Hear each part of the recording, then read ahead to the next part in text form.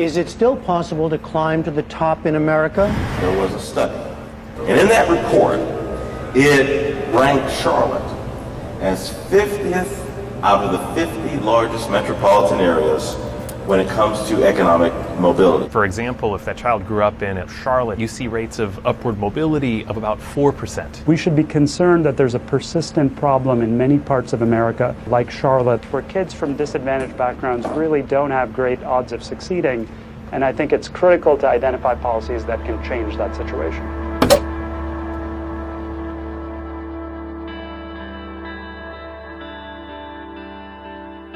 Charlotte is 50th out of 50 for economic mobility. Stated differently, if you're born poor in Charlotte today, you're unlikely to escape that during your lifetime. The economic mobility study was more of a reckoning with something that a lot of us had felt for a long time. It did serve as a wake-up call, and it did help galvanize a community and lots of different partners to say, this isn't okay, and we're not going to stand for it. United Way and some other funders and stakeholders decided that we needed to get resources into the communities that were most impacted, and we needed to do it pretty quickly. And so we at United Way decided we need to do something different. We engaged folks from the activist community as well as the more traditional philanthropic community, and what resulted was Unite Charlotte, a new funding source that allows smaller organizations, many of which are minority-led organizations, to have access to United Way, but also the larger philanthropic community for the first time in years.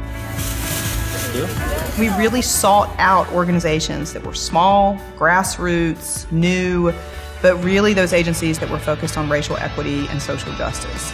At Refugee Support Services, we are a post-resettlement agency. With Profound Gentlemen, we build communities of male educators of color. Stelletto-Bosch University was created to teach young girls about entrepreneurship. Black Tech Charlotte is Charlotte's first inclusive tech community. The Unite Charlotte grant, when we were awarded, it was just a moment of like, oh my gosh, this is incredible. Oh God, I'm super excited about it. It is like our first official grant being our own nonprofit.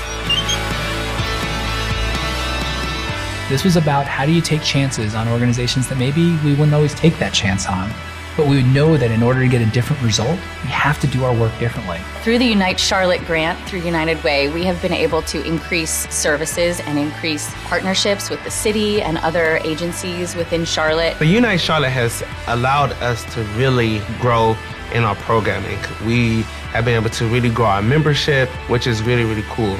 By receiving this funding, it's just going to really help us get into more schools.